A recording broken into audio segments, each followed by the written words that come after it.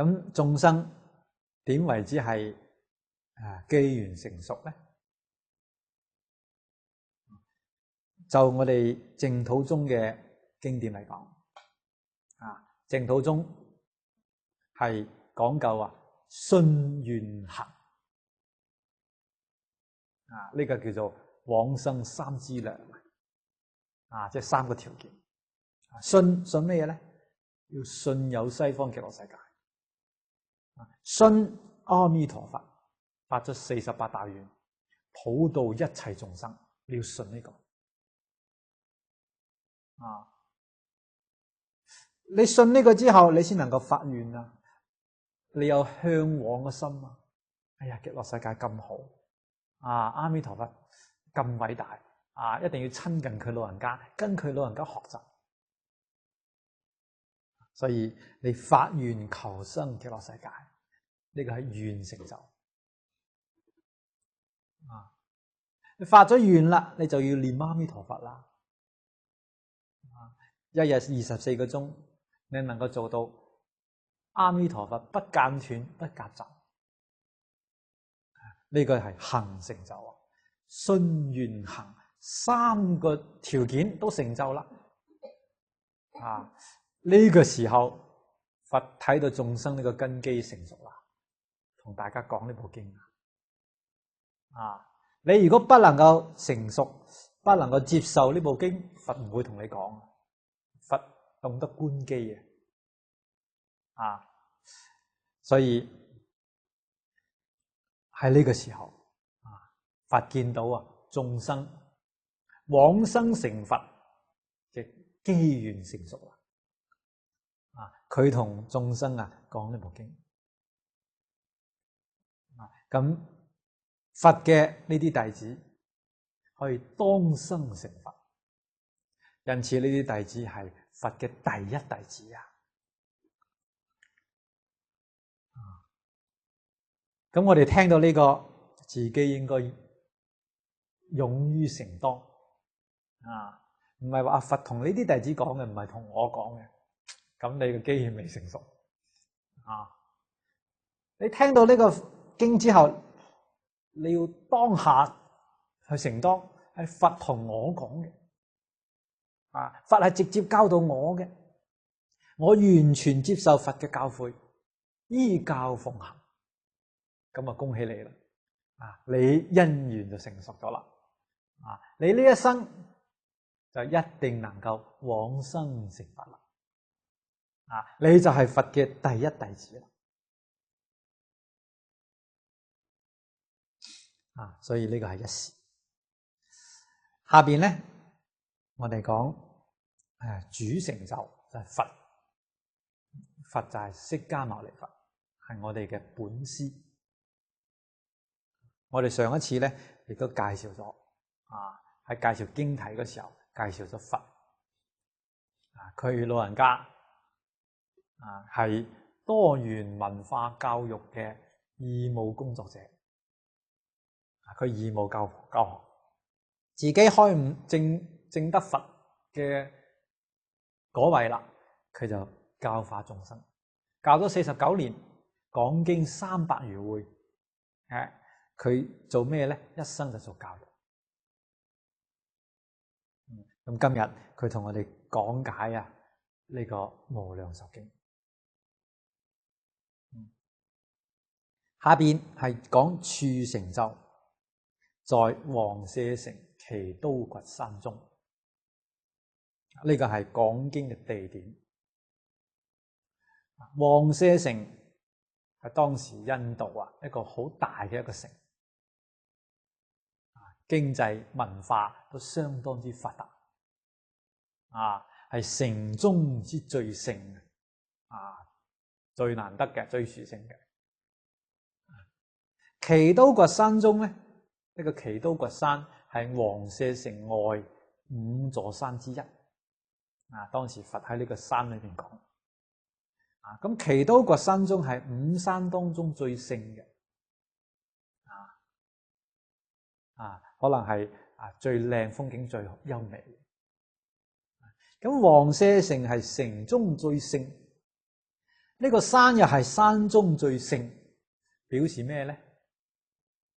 表示佛今日講嘅呢個經典，呢個法門係一切法門中最勝，表呢個意思啊。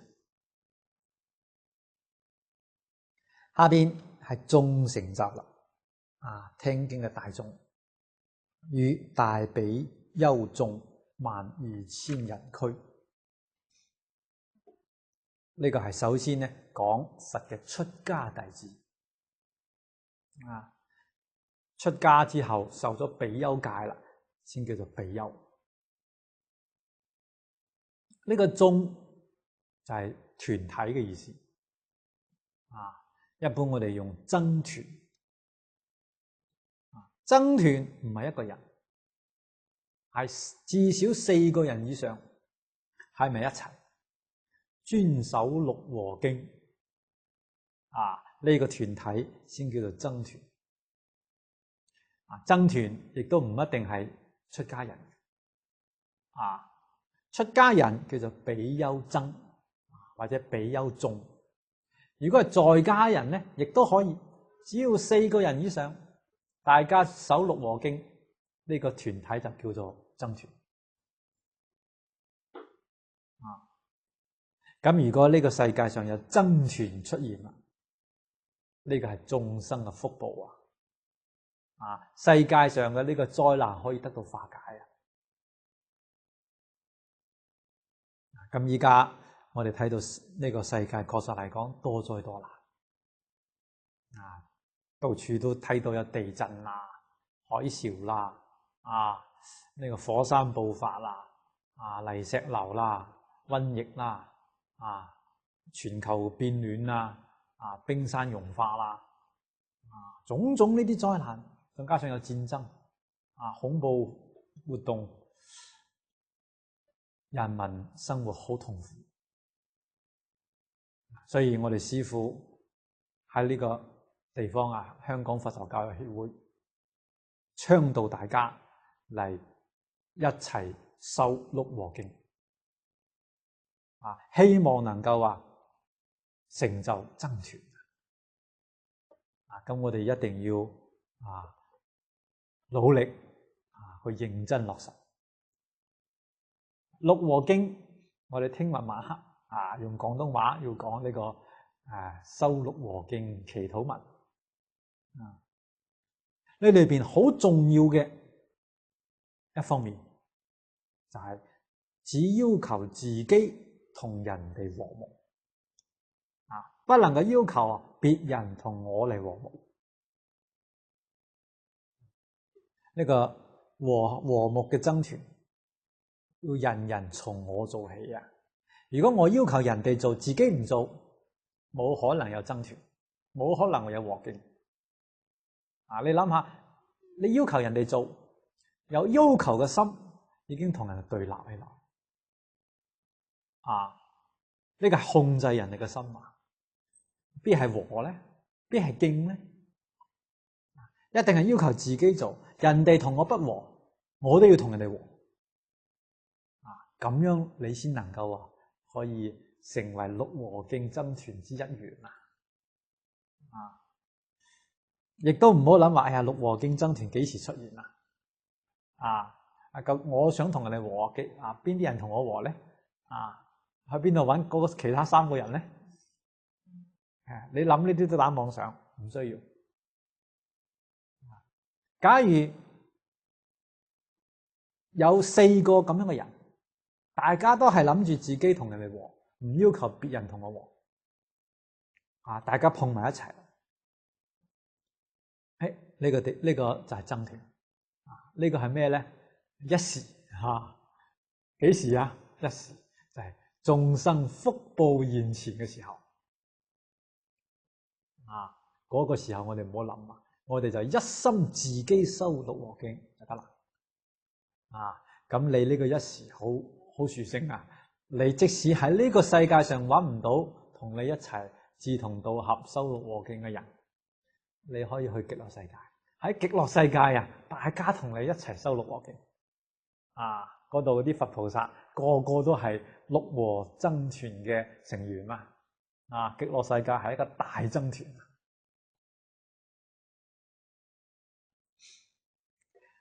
啊，咁呢個比丘含有3個意思。第一咧叫做乞士，啊，乞係乞衣個乞，乞討，啊，士係呢個士人，啊，呢個士，啊，士啊，所謂士農工商嗰個士。咁比丘出家人跟住佛出家，佢哋嘅生活非常之簡單，可以講話非常之清苦，好似佛佢做一個樣子出嚟，佢本來係太子，可以講話能夠享人間嘅榮華富貴，但係佢都通通捨去咗，佢出家為咗修行正道，嚟幫助眾生都離苦得樂，所以佢過住最清苦嘅生活，每日靠乞討為生，人哋供養佢一餐飯，無論咩飯佢都歡喜接受，一日只食一餐，叫日中一食。瞓咧瞓喺樹下，樹下一宿，所有嘅財產只有3衣1缽，所有跟佛出家嘅人都係過住咁樣嘅生活，佢哋所接受嘅供養僅限於4個方面，一個係衣服3衣呢個叫袈裟，袈裟係咩咧？其實都係執翻嚟嗰啲布條，縫埋一齊，縫埋一齊咧，一條一條接住嘅，然後咧攞同樣嘅顏色染下佢，染成一種顏色咧比較冇咁難睇，所以我哋睇到出家人比丘呢個搭衣係搭25條衣。講經說法嘅時，搭大衣係25條，25條係咩咧？有25條布把佢縫喺一齊，呢個叫做袈裟。依家啲袈裟都係咧特別製作噶啦，都係象徵性嘅意思。過去嗰啲啊真正係叫做糞掃衣咁呢個係衣服。飲食好簡單，一日就係一餐飯。咁你問一餐飯夠唔夠啊？夠啦，點解咧？呢啲修行人心清淨，心清淨佢唔需要消耗咁多能量。人佢食幾多，補充幾多營養，都要睇我哋嘅消耗量。消耗量大一定要補充多，補充唔夠咁就會得病。所以飲食係能量營養嘅補充。咁啲能量點樣消耗嘅？我哋師父話95%都消耗喺妄想上，胡思亂想，呢個最消耗能量。如果一個人唔使打妄想真係唔使食咁多。好似我以前咧食得好多。一日3餐飯食到好大碗嘅，有時候我從留學開始就經常咧週末自己咧會受一下八關齋戒，八關齋戒嗰時候一開始時候覺得幾肚餓，晚黑唔食嗰餐飯就覺得好肚餓，咁持戒方面咧，本身咧心比較清淨，嗰日都算好過啲。如果冇受戒，冇去受八關齋戒，你餓一餐就好難忍啦，甚至餓到心慌慌呢個咩咧？妄想多就消耗大啊嘛，所以能量唔夠補充啦，你就覺得好難受。後尾慢慢進步啦，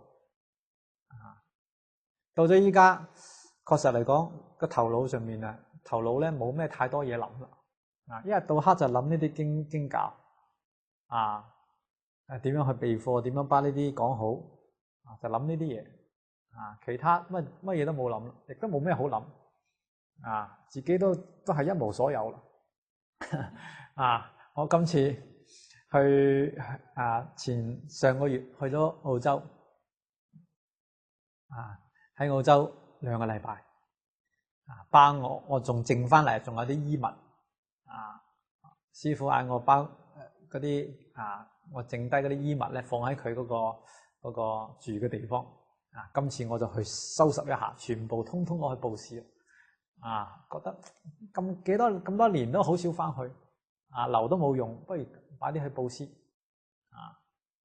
所以通通都寫着翻嚟。我同師傅報告話師傅，依家咧我又冇銀行嘅賬號啦又冇私人嘅財產啦依家喺澳洲所有啲嘢咧都布施晒啦，基本上可以講係一無所有啦除咗自己着嘅衫讀嘅呢啲書之外，真係冇咩嘢諗啦師傅微笑同我點下頭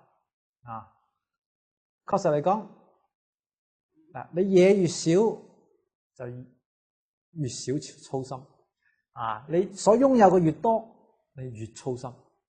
所以人越簡單越好。點解佛當年過呢種生活，3衣1缽，佢真係冇嘢諗心當然清淨啦，一餐飯就夠啦依家我係所有每日嘅晚餐我都冇食啦食2餐，有時候咧可能持8關齋戒嘅時候過中12點唔食飯啊嘛，唔方便嘅時候我就食1餐朝頭早食完之後晚黑都唔使食啦第2日朝頭早再食一餐食落嚟都唔覺得餓都咁好精神。我哋慢慢就會體現出佛所講嘅佢所示現出嚟嘅，我哋所有嘅人通通都能夠達得到只要你按照佢講嘅呢個教導去做你真正可以達到呢種境界呢個境界不難佛當年所有嘅弟子都係咁樣過嚟嘅所以呢個講明一定要心清淨呢個唔可以夾硬嚟，你夾硬嚟你好辛苦搞出病嚟嘅心清淨咧，自然唔需要咁多飲食呢個係第2種供養第3係臥具即係你出家人瞓嘅係瞓喺一塊布上面嗰個叫臥具喺大樹下邊鋪一張布好似一個床單一樣但係冇床單咁好睇啦，可能都係執翻嚟嗰啲布拼起身嘅臥具醫藥生呢個病嘅時候可以接受呢個在家居士佢嘅醫藥嘅治療除咗呢4樣之外，其他都唔接受呢個比丘乞士係佢哋嘅生活方式真正無所掛礙咁樣你話幾清淨一日到黑就諗住點樣修道，點樣提升自己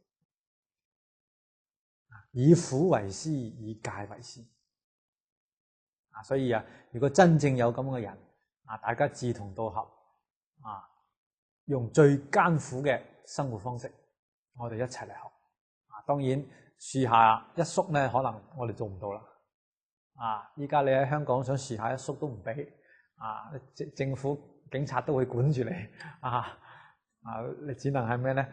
我哋有個好細嘅屋仔，一個房間仔一個人少少嘅地方住，能夠你平時每日有地方可以學習，可以研習經教就足夠啦。食嘅好簡單，依家我喺呢度協會提供我飲食一日送一餐飯，早餐咧自己搞掂，所以真係唔需要太多，去全副精力投入研習經教，投入自己念佛修行方面。如果有志同道合嘅同修大家喺埋一齊，呢個真正可以興教。好，呢個係講到比丘第一個意思，乞士。第二個意思咧係破惡。破惡，惡係咩咧？惡見、惡行。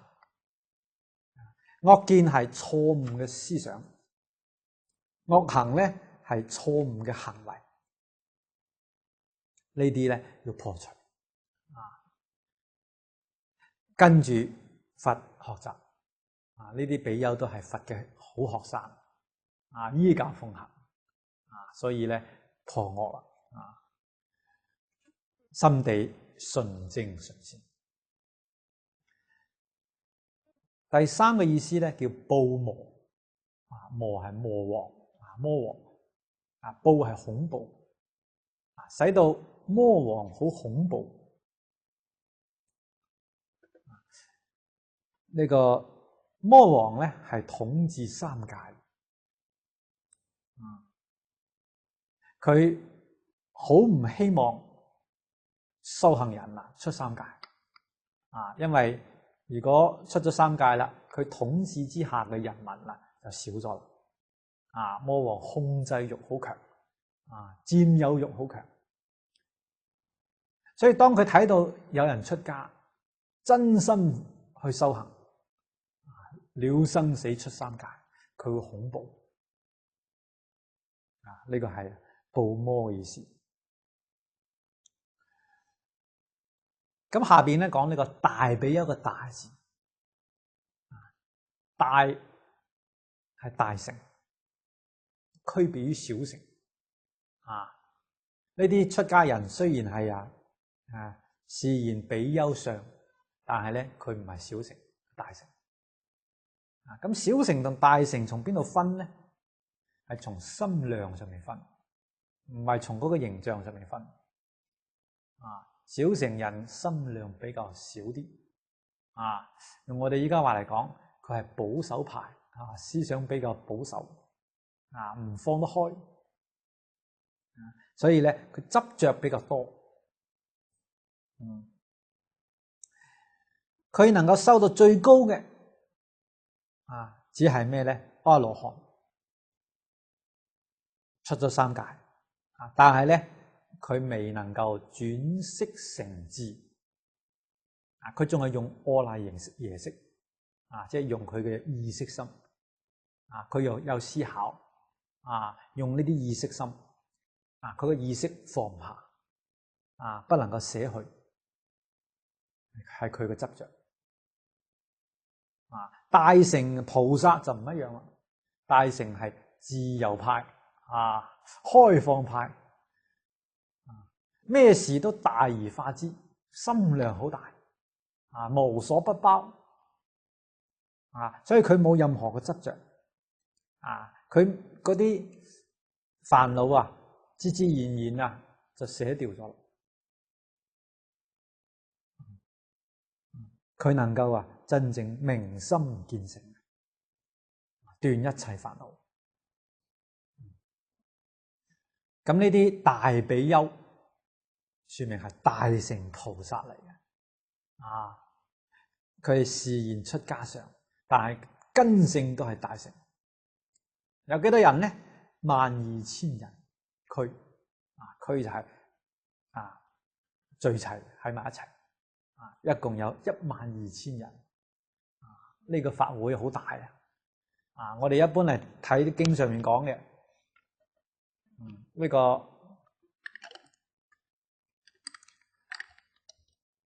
跟住佛常隨佛聽經聞法嘅，一般係1255人，係比丘族。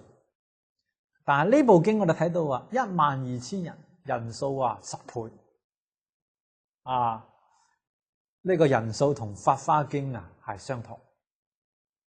啊，《法華經》佢嘅地點又係同呢部經一樣，人數又一樣。啊，而且後邊講到嘅呢個表法嘅比丘眾裏邊第一位又係憍陳如尊者。啊，亦都係一樣。所以呢部經同《法華經》啊，可以講話係相通。蕅益大師曾經講過，淨土中嘅呢個修法啊、法門啊，係法華啊呢個密髓華嚴嘅奧藏啊，《法華經》嘅呢個密髓啊，即係秘密嘅精髓，一般人唔知道嘅。啊，法華嘅精髓喺呢部經上面。華嚴經咧，奧藏奧妙嘅深藏喺經裏邊嘅義理，亦都喺呢部經裏邊體現出嚟。所以呢部經啊，真係非常之殊勝。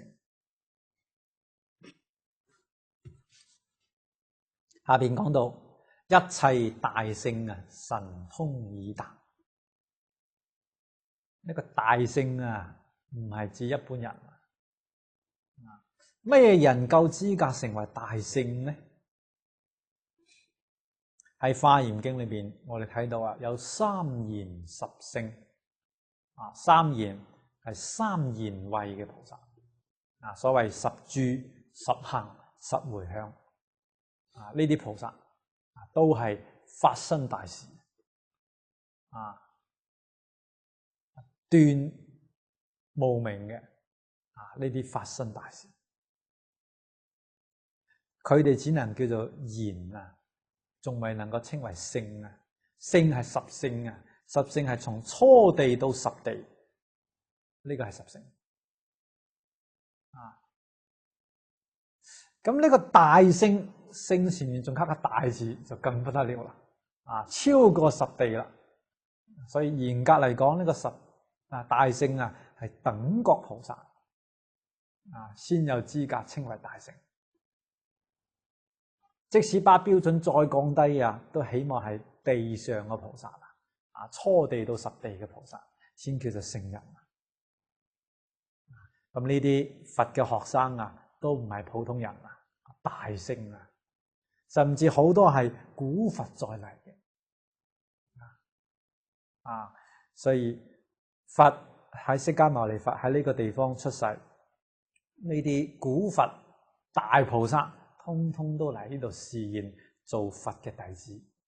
所謂一佛出世千佛擁護。大家一齊嚟唱一台戲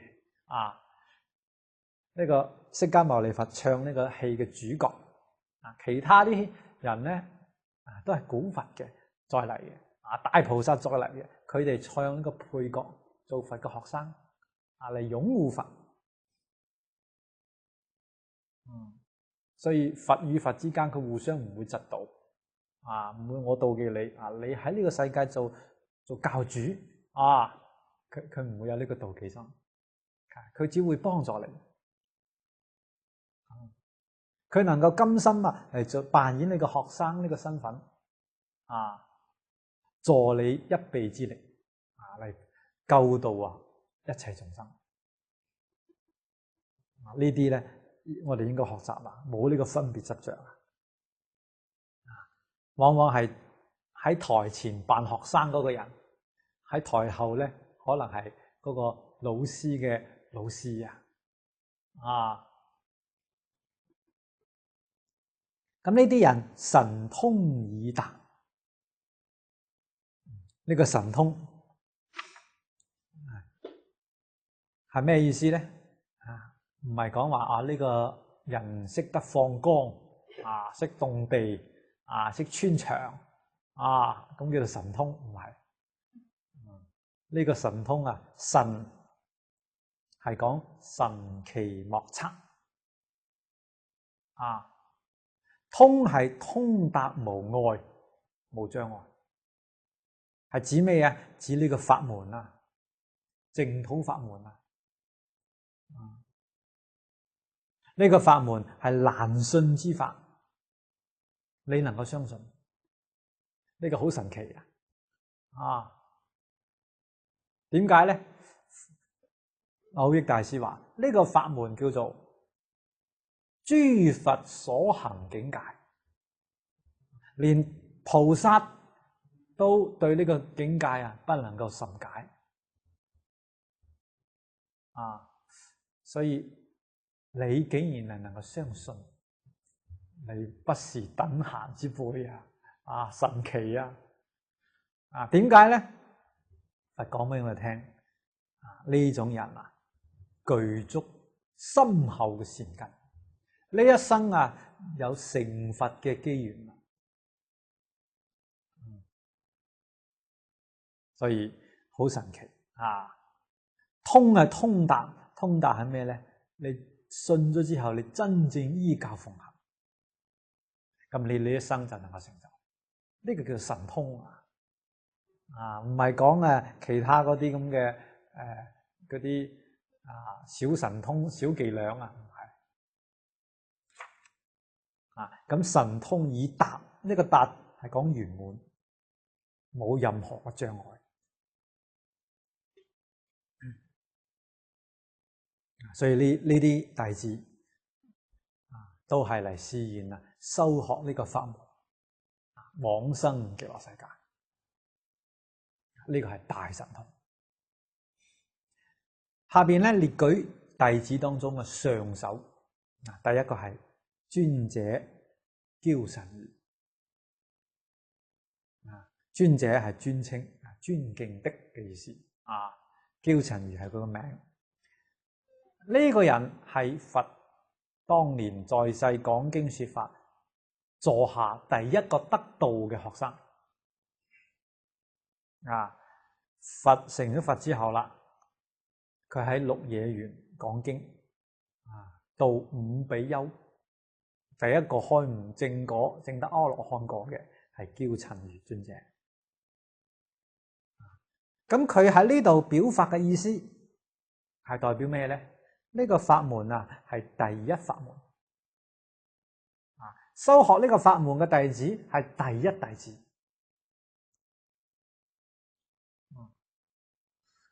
咁下邊我哋睇到尊者舍利弗，呢位係智慧第一嘅弟子。佛弟子當中佢智慧最高。第三位尊者目犍連，目犍連係所有弟子當中神通第一嘅弟子。頭先我哋講到咩叫真正神通你能夠真正依教奉行修呢個法門你有大神通點解咧？你用好短嘅時間去到極樂世界，一到極樂世界，你係阿惟越致菩薩，圓證三不退嘅菩薩，你嗰個神通所有阿羅漢都冇得比嘅所以你能夠修呢個法門真係神通第一所以呢啲弟子擺喺呢度係表法嘅意思呢部經呢啲弟子嘅名係結集經嘅人阿難尊者佢寫落嚟嘅，佢唔係佛自己講嘅所以寫落嚟呢個係表示一個意思咁多弟子當中，點解揾呢幾位作為上首弟子嚟表法咧？呢個寓意喺呢度。講係第一法門而且舍利弗神通第一智慧第一，目犍連神通第一。喺佢哋兩位之前有個憍陳如尊者，憍陳如尊者就代表第一弟子第一上面再加個第一，呢個智慧就唔係普通智慧啦呢個神通亦都唔係普通嘅神通所以證明呢個法門真係第一智慧、第一神通嘅人先能夠修學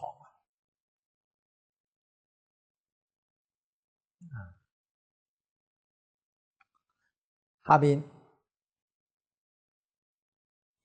我哋嚟睇啊，尊者迦葉或者迦葉啊，呢個古音啊讀過迦葉尊者。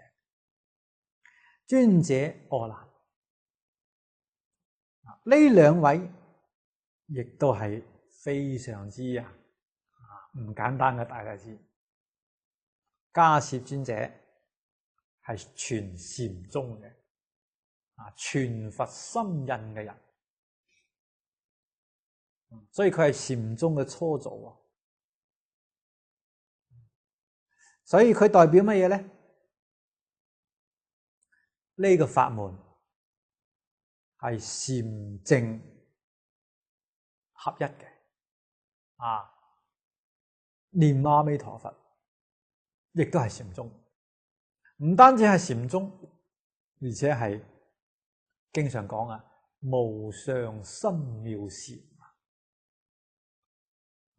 所以呢個憍陳如係第一，呢個第一全部貫穿落嚟。迦葉代表禪宗，呢個第一禪宗無上深妙禪。阿難尊者咧係代表教下佢傳呢個教嘅所以呢兩位一個代表宗門，一個代表教下亦都係把佛所有嘅修行法門全部包括咗。咁宗門同教下唔同嘅地方宗門佢係直接從放下萬緣下手通通一下放下，妄想分別執着一次全部放下，就大徹大悟，好似六祖慧能大師咁樣佢咩經都冇讀過，一下放下佢就成就啦，就成佛啦。所以呢個宗門係接引根性好利嘅人，一般人收唔到呢個法門，上上根人先可以收。上中根之下嘅中下根嘅人咧，就要收教下啦。即係你讀經，你要慢慢去明白道理由淺而深由事而理由相而性，明心見性嘛，從相慢慢咁歸到性嘅要逐漸嚟嘅按照次第嚟遞進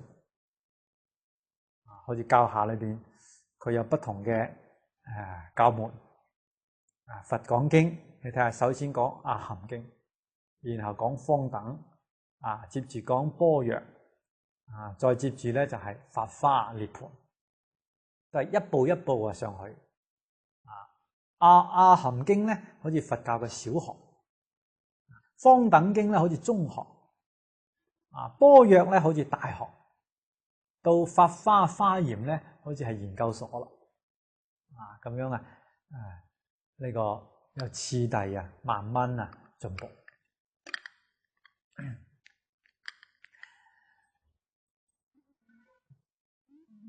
咁宗門同教下目標係相同都係明心見性。念阿彌陀佛咧，呢個正宗法門咧，亦都係求明心見性。法門有好多好多，殊途同歸咁多個法門係為咗度不同根性嘅眾生佛有講過84000法門，係度84000種人咁我哋自己究竟係邊種人咧？係咩根性咧？自己要知道就好似自己有病啦，你要揾藥方揾藥，你食邊種藥你要知道知道自己個病係乜嘢，然後先揾到嗰個藥對症下藥，咁先可以醫好自己個病如果你唔知道自己咩病，又唔知揾咩藥呢種藥又試下，嗰種藥又試下咁好麻煩啦。萬一嗰個藥食咗落去加重咗病點辦所以要懂自己嘅根性。但係問題係我哋末法時期嘅眾生啊，確實嚟講業障重啊，智慧低啊，自己咩根性都唔知啊，咁啊點可能話選擇法門咧？啊，你去問人啊，問你咩大德啊嗰啲，佢如果未開悟，佢都冇辦法講俾你聽啊，咁點算咧？釋迦牟尼佛好慈悲，佢已經預知到啊，我哋末法時期眾生嘅呢個問題，所以咧佢特別開出淨宗法門勸導我哋念阿彌陀佛求生極樂世界。呢個法門係無論你得咩病啊，都可以對症嘅。呢個藥方啊係呢個一個藥方醫100種病。乜嘢人都啱嘅，絕對唔會有錯嘅。所以釋迦牟尼佛勸導末法時期嘅眾生念佛求生淨土，以淨土成就。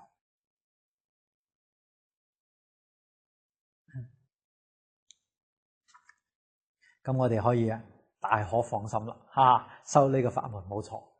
即使自己唔知道自己根性冇問題，佛已經同我哋講咗啦。我哋應該修呢個法門，最保險、最穩陣。咁呢個係介紹咗比丘眾，下邊咧經文就介紹菩薩眾，又有普賢菩薩、文殊師利菩薩、彌勒菩薩及賢劫中一切菩薩皆來集會。首先介紹嘅係出家菩薩，介紹咗3位上首菩薩，就係普賢、文殊同彌勒。呢個普賢菩薩同文殊師利菩薩呢2位大菩薩，係非常了不得嘅。點解咧？佢哋2位同埋毗盧遮那佛係叫做華嚴三乘。華嚴法會上面佢哋3位係主角我哋呢個後邊背景大家睇到中間嗰位咧就係呢個毗盧遮那佛，佢係華嚴經嘅教主華嚴華藏世界嘅教主。佢代表咩咧？代表真如本性，代表本體，整個宇宙嘅本體係毗盧遮那佛，清淨法身，真如本性，由呢個本體起作用，作用一般嚟講，我哋話2個作用，一個係思想上嘅作用，一個係行為上嘅作用。思想上嘅作用咧係智慧，由文殊師利菩薩代表。呢個行為上嘅作用咧係講嘅係行門啦，係普賢菩薩代表。呢個講生活。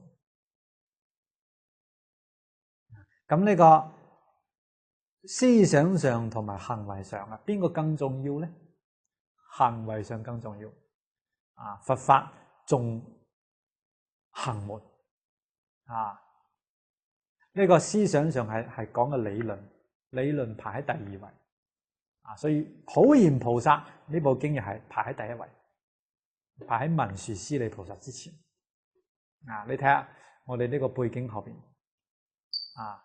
普賢菩薩係毗盧遮那佛嘅右手，騎呢個白象，右手係上首，左邊係文殊菩薩，佢係呢個第2位，佢坐住呢個獅子。咁呢個華嚴三乘咧，就代表整個佛法。所以呢部經係古德講話係中本華嚴經一啲都冇錯。咁阿彌陀經咧係小本華嚴，因為《阿彌陀經》同《無量壽經》係同一部經，大小本唔同。同《華嚴經》所講嘅理事性相因果都係一致嘅。只係咧篇幅有長短不同。呢個義理完全一樣。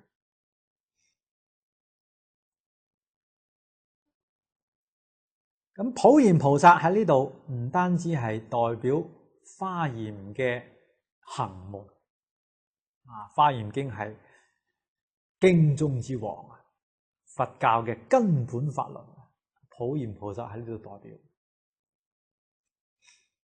而且佢代表咩呢？代表密宗。因為普賢菩薩係密宗嘅開山祖師密宗點樣傳落嚟嘅呢？係佛滅度600年之後，龍樹菩薩佢開鐵塔，見到金剛沙埵菩薩金剛沙埵將密法傳授俾龍樹，咁樣傳到人間。咁金剛沙埵就係普賢菩薩嘅化身啦。普賢菩薩就係密宗嘅初祖係呢個同華嚴經係相應。華嚴經係密宗嘅顯說，密宗係華嚴嘅密說，顯密不同，顯密不異，兩個冇咩兩樣。所以我哋睇到黃念祖老居士，佢注解咗呢部《無量壽經》。佢係咩人呢？佢係密宗嘅金剛上師你睇下佢勸導自己嘅弟子要念《無量壽經》，要求生西方極樂世界。佢本人注解呢部大經之後，冇幾耐佢就往生啦。往生之前一日念14萬阿彌陀佛佛號，佢又係往生極樂世界。所以呢個同我哋顯示出密宗嘅精髓就係喺淨土中，淨土與密宗不異係一唔係二。阿彌陀佛呢句佛號係無上嘅密咒可以講係密法嘅總綱嚟。你能夠念好呢句佛，你就能夠一樣係修密啦。你可以即身成佛啦。你往生極樂世界就係即身成佛。下邊一位咧，文殊師利菩薩，佢就代表智慧。智慧第一嘅人，佢先可以修呢個法門。同前面舍利弗表法喺呢方面係一樣。咁文殊菩薩佢仲代表禪宗，因為禪宗係修智慧，修般若波羅蜜，所以禪宗裏邊都係供奉文殊師利菩薩。咁喺呢度，文殊菩薩亦都係代表禪淨不二係一唔係二。前邊我哋睇到呢個比丘眾裏邊迦葉尊者佢代表禪淨不二。呢度咧大乘菩薩裏邊咧，文殊師利菩薩亦都係代表禪淨不二。所以呢一句阿彌陀佛嘅法門，禪密教通通包括晒，所有佛法全部喺晒呢度，無所不包。所以呢句佛號叫做大總持法門諸佛如來所講嘅一切法，冇一個法話超出阿彌陀佛佛號之外。所謂一即一切，一切即一啊！呢個華嚴經所講嘅妙理啊，呢個阿彌陀佛體現出嚟。你念一句阿彌陀佛，就念盡一切法啦。啊！你往生極樂世界就等於修盡一切法門。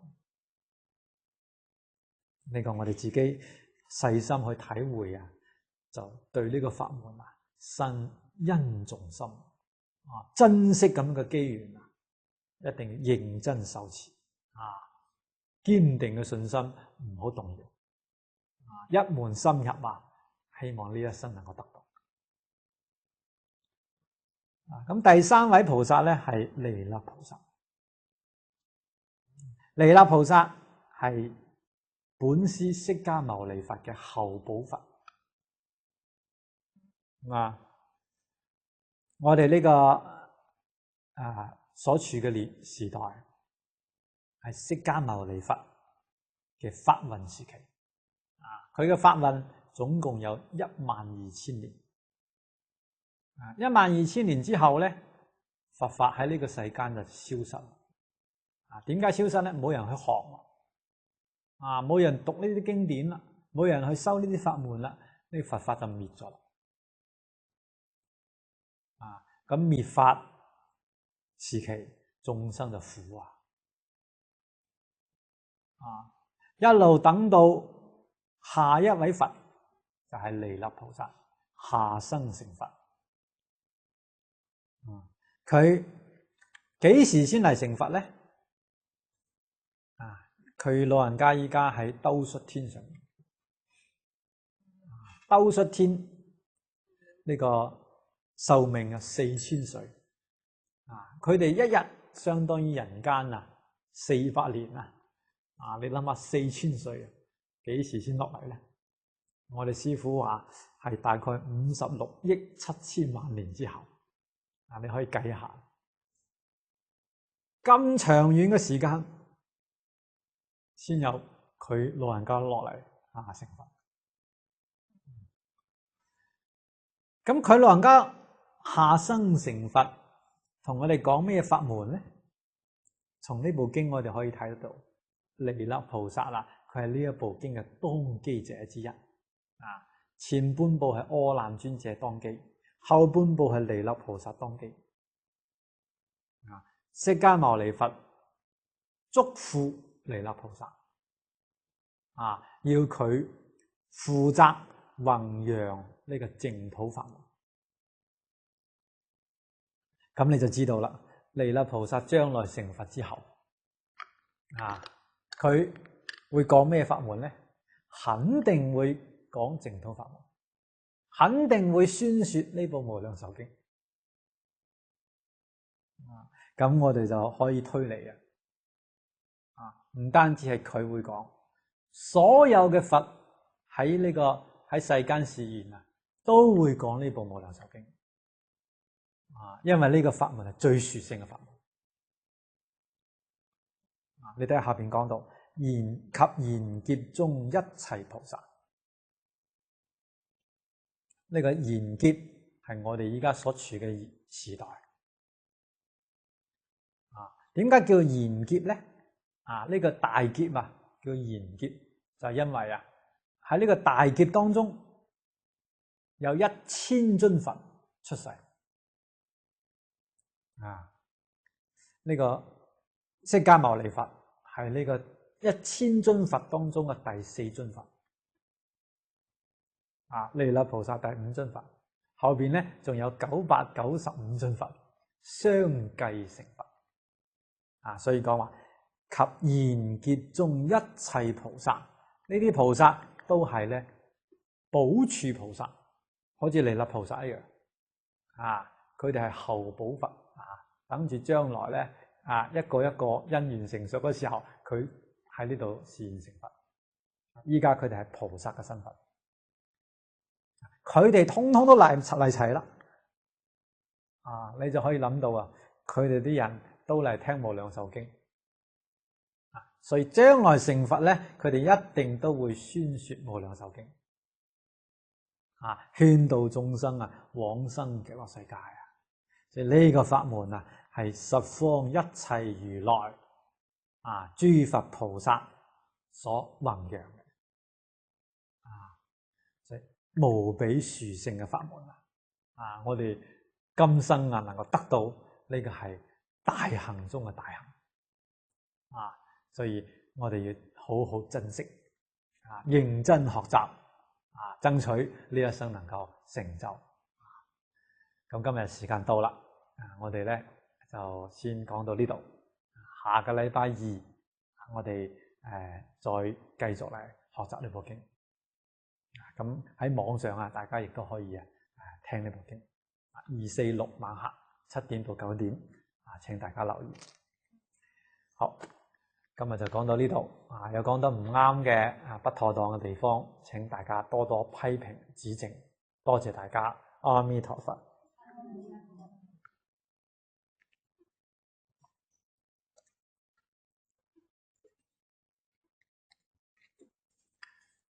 讓我哋一齊嚟合掌嚟念呢個回向偈希望咧將我哋今日所修學嘅所有功德回向一切眾生以及自己離苦得樂往生西方極樂世界